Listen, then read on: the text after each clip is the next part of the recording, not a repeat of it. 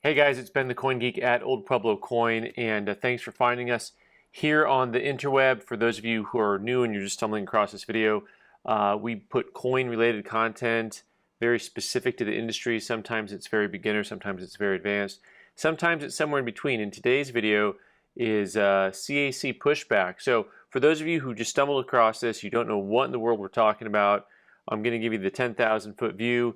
Coins are graded just like baseball cards or comic books. So someone will put them in one of these holders. There's two major companies that are considered the marketplace holders, NGC and PCGS. And after that, there's some others. That's another video for another day.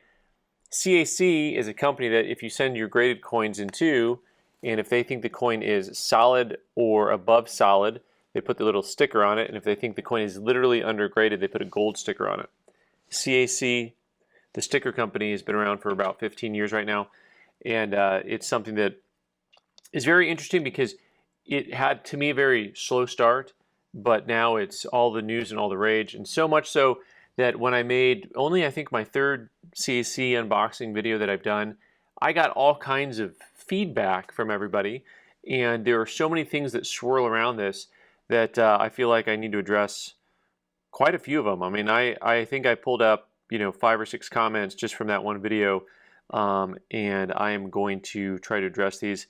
And let's have fun with it, shall we? Leave your comments down below. Let me know what you think. The point about this is for me to have as much clarity as I can, to be as open as I can about the process and where I am and where I've been when it comes to this content.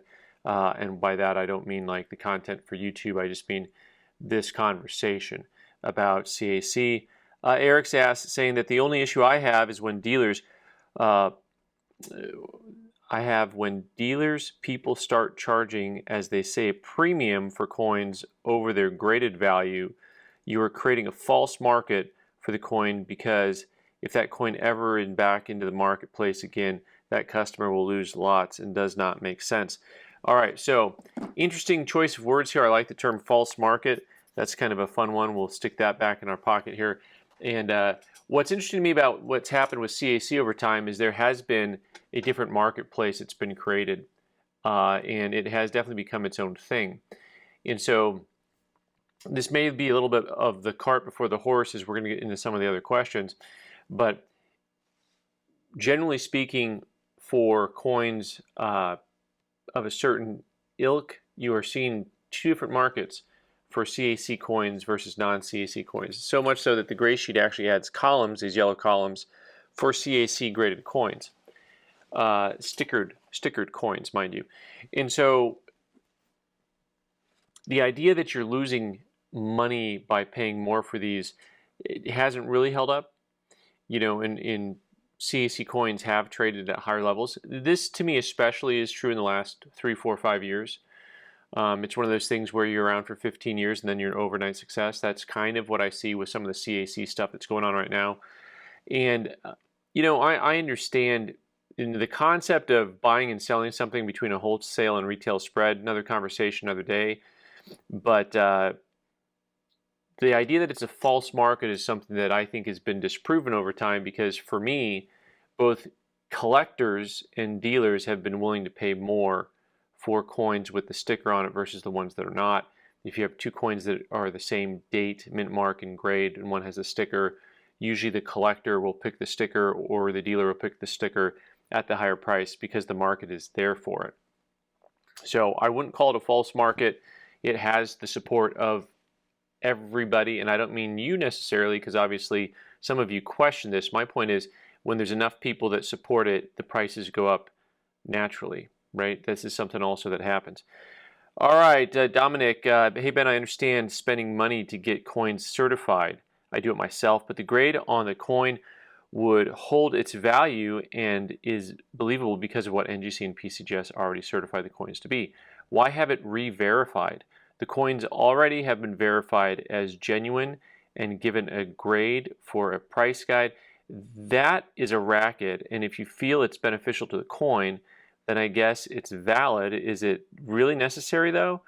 So if CAC doesn't give you the green bean, then does that mean the coin is not really the grade the two top tier grading companies certified it as? I should make a blue bean and charge it to say, yes, I confirm PCGS and NGC? Right, well, we've all talked about stickers, and I am going to talk more about stickers here in just a second, because sometimes we lose some of the historical context of what's happened here. Dominic, I was exactly where you are just a few years ago. When CAC came out, same concept hit my mind, and so I think we need to reframe the concept of what they do, why they do it, and why it affects people, or how it affects people, how it affects the marketplace, right? So I thought the exact same thing. It's already certified. What am I certifying? A certification? Okay, fine. That is sometimes it maybe if you take the perspective of all the coins are graded equally. But as one of my mentors, the Mr. Coin Man, had always said, you know, I learned this 25 years ago, if you take 100 coins of the same grade and you put them down, you're going to pick 1 or 2 or 3 or 4 coins out of that 100 that you think are superior, right? I mean, you would do that, wouldn't you? And that's true of any type of coin that's out there. Now, there's going to be a few coins near the bottom that you would probably pass on pretty consistently, but you could maybe say, well, I don't think they're necessarily overgraded. And then there's a lot in the middle. For every grade, there's a wide variation. And I think that if you just rationalize it, you understand that to be true. One of the things that's been hard for us in the coin market is that since we've gone to a grading system with numbers, people tend to think linearly. Linear, that's lunch and dinner, I'm having linear. They think of it in a linear way on a graph, like this is 63, this is 64, this is 65, this is 66, instead of the fact that it's not really like that. It's a lot more artistic. There's a lot of variation within any single grade. This is nothing new. This is nothing that CAC came up with. In fact, you know, friend of the show, Bill Fiva here, you know, if you don't know who that is, guy helped write the Cherry Pickers Guide, Fiva and Stanton. Poor Stanton, I'm always, you know, JT, I'm sorry, I'm always quoting Bill here. You know, but Bill talks about this. He used to teach us at summer seminars years ago when he talked about his levels of grades, and that there's different grades, there's different levels of quality within each grade, right? That is nothing new. So it's logical and it's reasonable and it's not new. And this is something that I always knew. And even though I knew that, I still was in the same boat as you were with the whole why are we stickering things, right? But the sticker's not new. I mean, Rick Snow at Eagle Eye, who wrote the book on Indian head pennies and flying eagle pennies, he's had his sticker on coins for way before CAC did. You know, he'd put his photo seal or whatever you called it at the time, sticker on things, you know, and so this has been around for a while, and CAC just happened to be able to keep a hold of stuff in the marketplace. Anyway, there is different grade qualities. The other point that you made here is that, well, are they a coin graded 65, not a 65 if it doesn't get a sticker? No, that's not true. So also the sticker is there for coins that are going to be a solid for the grade or high, you know, they're nicer for the grade. So, you know, it doesn't mean that a coin isn't quality or isn't the right grade if it doesn't have the CAC sticker on it. In fact, one of the things that I think a lot of people misunderstand about getting coins graded is that very few coins are overgraded, right? Like this is one of those things when I go through, and I've kind of thought about this for a while, as I go through coins and coins that I get back, very infrequently are they ever actually overgraded. So there's not a lot of coins, if you take 100 coins all in the same grade, would you look at many of them and say, this isn't really MS65, it's only a 4. That doesn't happen that often. So it's just one of those things that, I don't know if it's mythology, something along those lines. We'll see what happens here. We're starting with Steph and D in here. I think the problem with recent CAC submissions is they were being deluged by submissions, and by default, tons of coins were being stickered, and now they have started charging for each. It is a way to keep the CAC numbers from flooding the market. Is the premium worth it? If there are thousands of other perspectives out there, is what people would start to wonder. Also, I think that the startup of CAC grading is pulling a lot of the resources and probably key graders. Okay, so they're very open about who their new graders are for CAC grading, and where their resources. Undoubtedly, they've been busy setting up CAC grading. For those of you who don't know, because you're just watching this and trying to figure it all out, the company CAC with the bean is now making their own holders, right? So they're going to be doing their own holders here, an entire grading service like NGC and PCGS. So they're charging for submissions, which, by the way, this blew my mind when I found out they didn't used to charge for submissions unless you got a sticker. I thought that was the dumbest thing I've ever heard of. Like that is if you have someone who wants to send you 1,000 coins and tell you to look at them for free, I mean, that's just a can of worms right there, right? And so trust me, as someone who deals with people who bring stuff with questions, it's like, I couldn't believe that they didn't charge for evaluations. As far as the deluge in controlling things, I don't see any of that. I mean, because to me, I just take things in this instance. I think this is all at face value. I've had a couple of interviews with John Albanese, and you can watch those and just see for yourself where he's coming from. I find him to be a very credible person who's just sincere about what he feels about things. In fact, he and I both agree that we prefer verbal grading over numeric grading, which is somewhat ironic, I guess, because he's involved in a company that puts a sticker on things based on his overall view of the grade. Anyways, I find this ironic. All right, TH here says this is the myth of CAC, that it makes us more discerning collectors. When there is no explanation for failed submission, how are we more educated?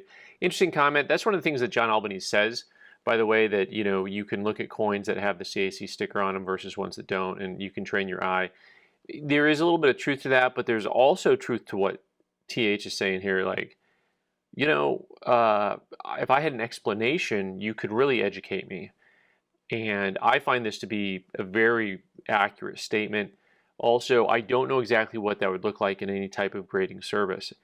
There's almost nothing the grading services have come up with at all to tell us when something is errant or wrong, or what's wrong with it.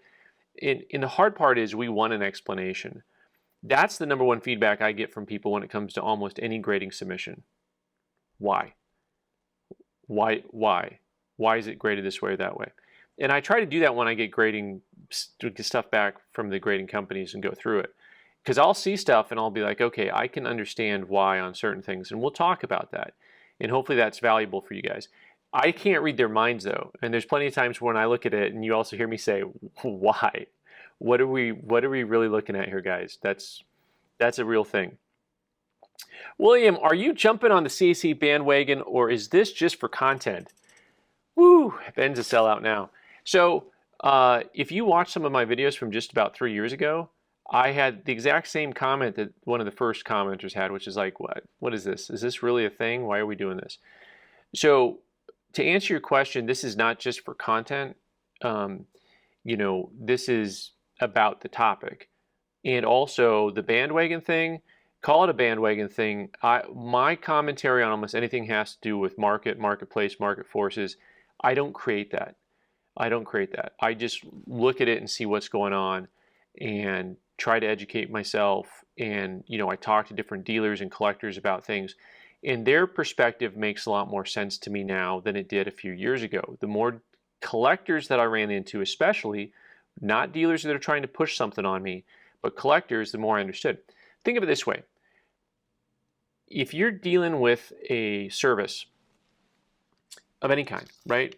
Plumber, mechanic, interior designer, house builder, whatever, doctor, you've all been there.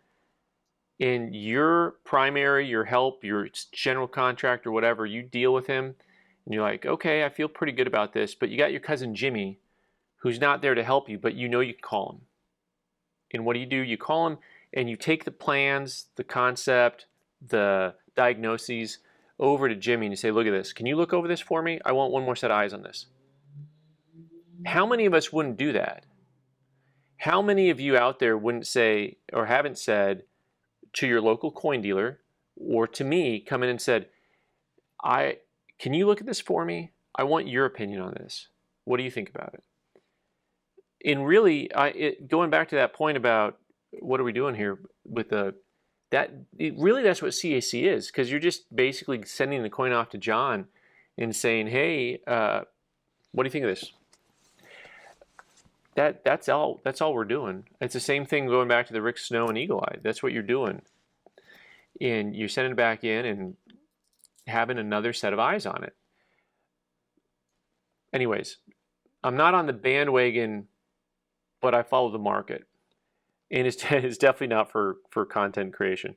But you know, I appreciate the question. Steve says, now that they're competing grading services, it no longer serves their business interest to sticker NGC or PCGS graded coins. Why would they endorse their competition? Once again, going back to the interviews that I did with John Albanese, I actually thought it was interesting. He understands that the marketplaces are out there too, even the ones that he doesn't like. So what I just spoke about with just trying to understand a marketplace versus understanding what I want, that I think is what's going on here. He's actually said, you know, don't take coins out of the holders with the sticker and put them into their new holders. He's fine with that. I mean, he's said it out loud. He thinks it'll be a different market. As much as he likes coin collecting versus holder collecting, he understands that that's actually a marketplace. There's going to be a place and time when, you know, because right now we're in that kind of realm where people really kind of collect these nuanced areas of coin plus holder plus history plus yada yada yada. So, you know, once again, whether you want to do that or not is up to you. There's no reason for you to set up and say, hey, I'm gonna collect what everyone else collects. Not necessary, right?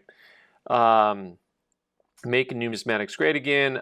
This is why I've always argued that CC is simply a very expensive sticker company, as long as they don't give an explanation for their actions. Oh, back to that. Yes, it's a complete guessing game, as they saw, liked, disliked. A CACG will be leagues more legit than CAC. That's it. That's why I pulled this one out, because that's a legit.